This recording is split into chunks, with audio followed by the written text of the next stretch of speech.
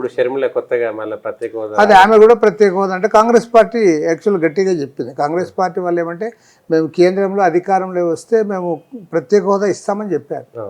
కాబట్టి ఏమంటే కాంగ్రెస్ పార్టీ మాట్లాడినా, ఇప్పుడు కాంగ్రెస్ పార్టీ అధ్యక్షురాలుగా షర్మిల గారు మాట్లాడినా ఆటోమేటిక్గా దానికి కొంత వెయిట్ ఉంటుంది. మామూలుగా అయితే వాళ్ళ పార్టీ పాలసీగా లేకుండా లీడర్ మాట్లాడితే దానికి కొంత వెయిట్ ఉంటుంది. బట్ దానికంటే వాళ్ళ పార్టీ పాలసీగా డిక్లేర్ చేశారు కాబట్టి ఆ పార్టీకి ఒక రాష్ట్ర అధ్యక్షురాలుగా ఆమె మాట్లాడినప్పుడు ఆటోమేటిక్గా దానికి వాళ్ళు కూడా అంటే కాంగ్రెస్ పార్టీ పరిస్థితి కూడా అంతే ఉంది కదా. ఇప్పుడు ఆంధ్రాలో వాళ్ళు కూడా గెలిచేటువంటి సిచ్యువేషన్ ఎక్కడ లేదు, ఒక స్థానంలో యాజ్ ఆన్ టుడే లేదు. కానీ ఇప్పుడు ఈమె పగ్గాలు చేతబట్టిన తర్వాత ఆమె తిరుగుతూ ఉంది. ముఖ్యమంత్రి జగన్మోహన్ రెడ్డి బాగా అటాక్ చేస్తూ ఉంది.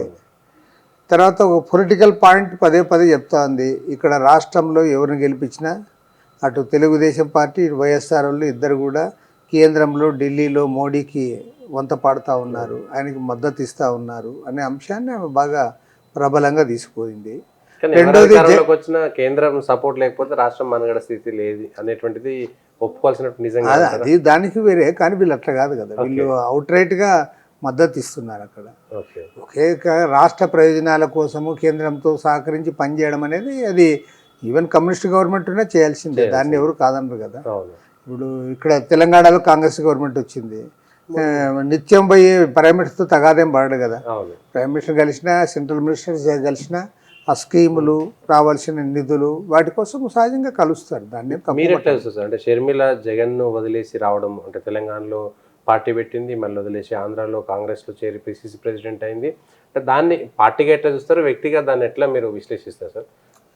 ఇప్పుడు ఆమె యాక్చువల్గా ఆమెకి ఉన్న బ్రాండు వైఎస్ఆర్ కూతురు అనేది మెయిన్గా రాజశేఖర రెడ్డి కూతురు అనేది. ఇక్కడ కూడా ఆమె సొంతంగా పార్టీ పెట్టి ప్రయత్నం చేసింది. ఆమె ఆ ప్రయత్నంలో ఆమె అంత సక్సెస్ కాలేనని ఆమె నిర్ధారణకు వచ్చి తర్వాత ఆమె పార్టీని కాంగ్రెస్లో విలీనం చేసింది. మరి ఇప్పుడు కాంగ్రెస్ హైకమాండ్ వాళ్ళు పరిశీలించి వాళ్ళకున్న ఆలోచన ప్రకారం వాళ్ళు ఆమెను అక్కడ కాంగ్రెస్ అధ్యక్షురాలుగా చేసింది. ఇప్పుడు కాంగ్రెస్ బాగా లైమ్ లైట్లోకి వచ్చింది ఆంధ్రాలో, మీడియా వరకు అయితే మీడియా వరకు వచ్చింది. తర్వాత వాళ్ళ పార్టీ కూడా ఉత్సాహంగా ఉంది. వాళ్ళ పార్టీలో కూడా ఇప్పుడు ఎక్కడ పోయినా సరే జనం వస్తున్నారు, వాళ్ళ క్యాడరు వారు గతంలో దూరం ఉన్న వాళ్ళు అందరూ కూడా కలుస్తూ ఉన్నారు.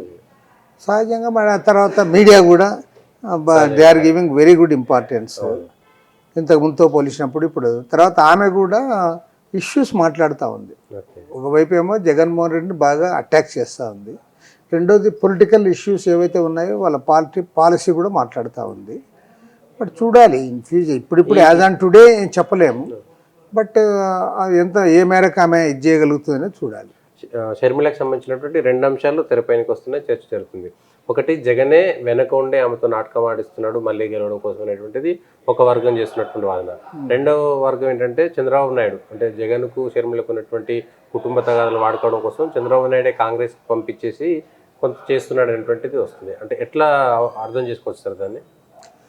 ఇప్పుడు జనరల్గా ఇది ప్రచారం అనేది మామూలుగా చేస్తారు. అసలు జగన్మోహన్ రెడ్డి అమాయకుడు కాదు కదా, ఆమెతో పార్టీ అధ్యక్షురాలుగా చెప్పి ఆమెతోనే తిట్టించుకుంటాడా? అంత మరీ ఫూల్ అయితే కాదు కదా. కాబట్టి ఊరికి అది ఏదో కొంతమంది ఆమె అంటే నచ్చని వాళ్ళు, కాంగ్రెస్ అంటే నచ్చని వాళ్ళు చేసే ప్రచారం అది. ఇక తర్వాత చంద్రబాబు నాయుడు ఈమెను కాంగ్రెస్ ప్రెసిడెంట్ చేసే అంత శక్తి చంద్రబాబు నాయుడుకి ఏముంటుంది? చంద్రబాబు నాయుడుకి ఆమెకు ఒక పొలిటికల్ అంబిషన్ ఉంది.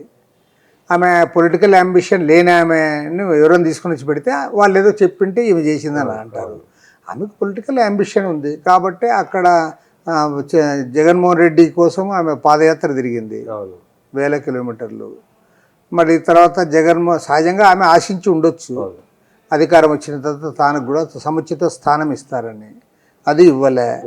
కాబట్టి ఆటోమేటిక్గా అది ఇవ్వనందువల్ల ఆమె ఇంకా తనకున్న అంబిషన్ నెరవేర్చుకోవడానికి తెలంగాణలో వచ్చి పార్టీ పెట్టింది.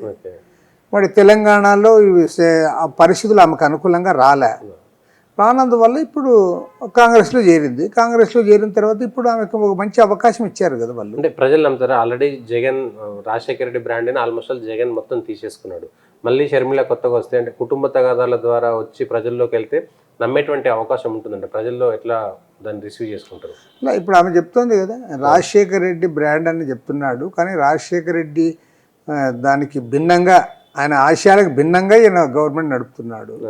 తర్వాత రాజశేఖర రెడ్డి ఆశయం రాహుల్ గాంధీని ప్రైమ్ మినిస్టర్ చేయడము, ఈయనేమో మోడీకి వత్తాసు పలుకుతున్నాడు. కాబట్టి ఇవన్నీ ఆ కాంట్రడిక్షన్స్ ఉన్నాయి. కాబట్టి ఆమె చెప్తున్నది మరి ప్రజలు ఏ మేరకు నమ్ముతారు, ఎంతవరకు ఆమె అంటే వస్తారనేది టు బి సీన్.